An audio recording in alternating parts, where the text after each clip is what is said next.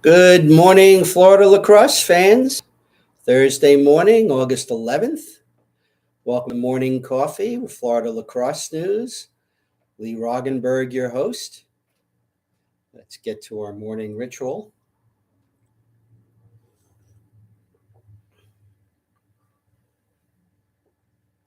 Oh, God, that's so good. Okay, if you haven't subscribed to the channel, please do so now. Encourage everyone you know to do so. If you decide to march in a protest somewhere, carry an extra banner that says subscribe to FLN on YouTube. Like the videos if you do so. Remember also, if you are in marketing, business owner, advertising, looking to get a piece of our demographic and be part of our production, please get in touch with us. We have platforms with Varsity Sports Network, Brevard Sports Network, our website, floridalacrossenews.com, Facebook, FLALAXNEWS, Twitter, Florida LX, and of course here on the YouTube channel under Florida Lacrosse News. Okay, first story, Jacksonville University women's team has named Molly Little as an assistant coach. Excuse me, I believe that fills out the staff for the year. If there's an article on their website, we'll put it up. I pulled it off of Twitter. Kaiser men are hosting a prospect day that was announced for October 8th. Stetson women are also have announced a lacrosse camp on September 17th. Go to the two websites for more information on those. Speaking of Kaiser, we had a very interesting bit of news that was brought to my attention yesterday. Looks like former Oxbridge goaltender Christian Tomay is looking to join the Kaiser squad for the spring. Christian was originally a recruit at Ohio State coming out of Oxbridge, had transferred to Jacksonville for a year. I don't believe he actually ended up playing that year. So there's probably a number of years of eligibility left for him. And now let's just see if he's going to qualify to play for the spring. And good to see Christian getting back into the sport that he certainly was a major part of in high school, and certainly one of the greatest performances I ever saw of a high school goalie down here in an upset win in his sophomore year. So good luck to you, Christian, on this. Okay, we've got, I mentioned yesterday, Oxbridge head coach Stan Ross is assistant coach on the U.S. under-21 team at the Worlds over in Ireland. In their first game yesterday, the U.S. knocked off Canada 7-5. The Haudenosaunee 14-3 over England, and Ireland 12-5 over Germany in the first round games yesterday.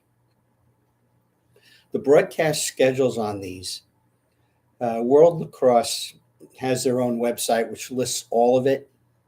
From what I can tell, we've got 10 ESPN Plus games, mostly of Pool A, and plus playoff games will be also on ESPN Plus. Looks like the finals and the semifinals are going to be on ESPNU, and the rest of the games are going to be on Lax Sports Network, which I believe is going to try to broadcast all of the games that are not on the ESPN network. So if you're looking for something to watch, obviously keep in mind Ireland is, I think, 5 hours ahead of us, so that these games will start earlier. A couple of the games will be on tape delay. The ones on ESPN Plus. So pay attention to the schedule if you want to catch some of these games. We have a couple of Florida kids who are on Puerto Rico, I believe, maybe Israel, a couple of others. So Pool A is made up of the USA, Canada, Haudenosaunee, Australia, and England. Pool B is made up of Israel, Japan, Puerto Rico, and the Czech Republic. Pool C, Ireland, Germany, Latvia, and Jamaica. Pool D is Wales, Kenya, Chinese Taipei, China, and Poland. And Pool E has Netherlands, Sweden, Hong Kong, Korea, and Uganda.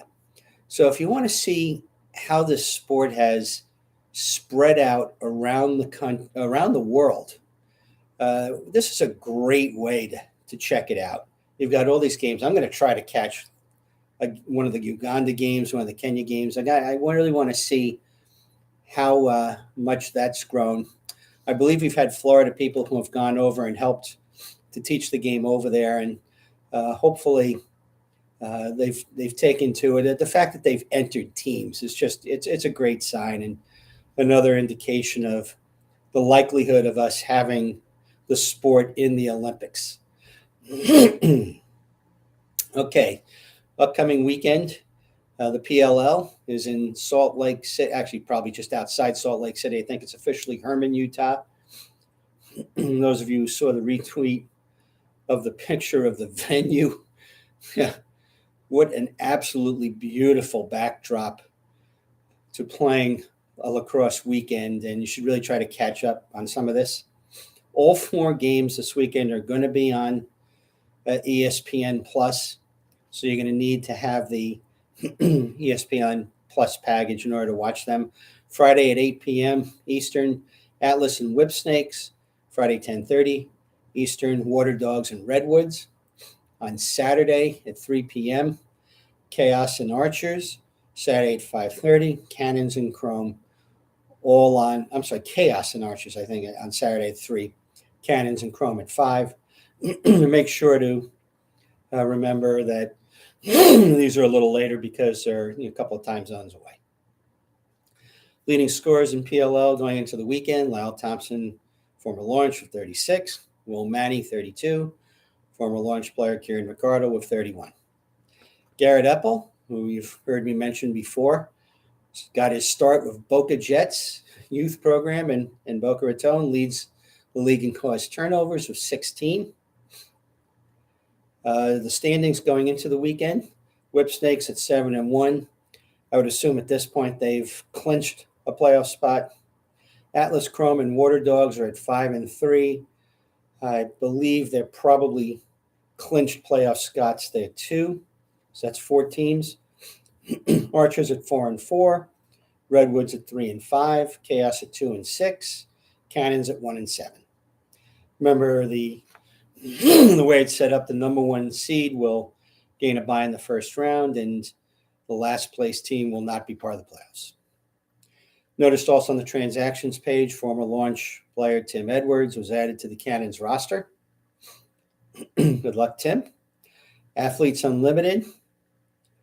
I gave you the scoreboard leaders as of last weekend on Tuesday.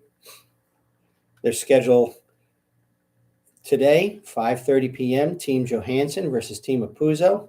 That's on ESPNU. 8 p.m. tonight, Team Moreno versus Team Glenn. That's on ESPN2. Saturday at 1 p.m., Team Glenn versus Team Apuzzo, ESPNU. Saturday at 3:30, Johansson and Moreno, ESPNU. Sunday at 1 p.m., Glenn versus Johansson on ESPN2. Sunday 3:30, Apuzzo versus Moreno. That one's on ESPN Plus. And that game could very well decide who wins the individual battle between Taylor Moreno and Sam Apuzzo. Interesting choice to put it on the ESPN Plus after all the others are on the other network channels, but that's okay. It'll just sort of push you to make sure you've got ESPN Plus as part of your lacrosse watching toolkit. And believe me, it's the only reason that I have it, that's for sure. And the amount of lacrosse coverage you get on ESPN Plus is just off the charts. So definitely check in. I mean, there's really no excuse for you not to watch a game at some point between now and Sunday. You've got all of these options. I just probably listed 60 games you could choose from that are going to be broadcast mostly online this weekend, with some of these on the broadcast networks for ESPN. So please go ahead and catch something. You're only doing the sport a favor by doing so. Okay, we've mentioned before, those who have committed, please do your commitment articles. It's a little bit of a quiet period. Believe me, I want to get some of these articles up. I've ordered Jimmy Calder's book. Fortunately, it's one of those check by mail, so it'll be a little bit of time before we get it goes to Canada, and Jimmy will ship it out afterwards. But I certainly highly recommend that you look into Jimmy's books. They're absolutely wonderful reads about the history of the sports.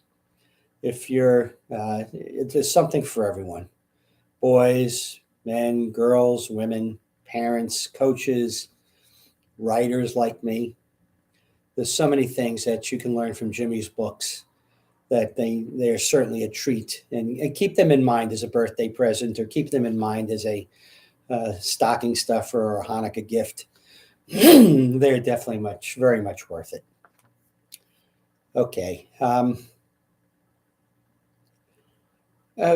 Touch on one other thing, and we've talked a little bit about over the course of the year.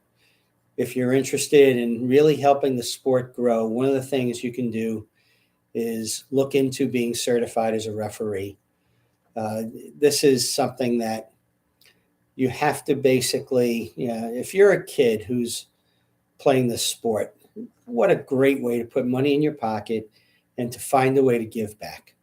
And believe me, it'll help you in your play too, because you'll get a perception about what referees see and what referees look for, and that can only help. So please go ahead and contact your local lacrosse officials association in the state, and go ahead and take a look and help out in that way.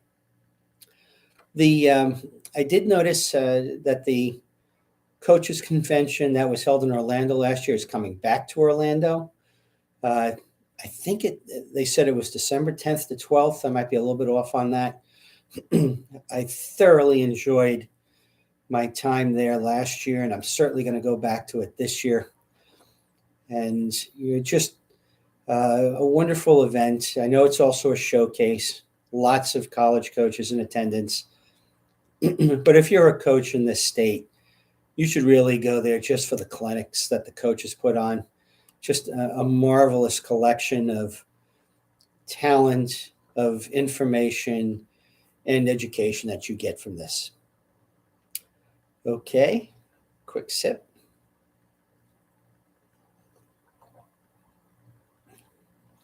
Okay, let's always remember, grow the game, respect the game, honor the game. This is Lee Roggenberg, Florida Lacrosse News, wishing you a happy weekend. Watch one of these games. We'll see you Tuesday morning at 8:30, and so long from the Sunshine State.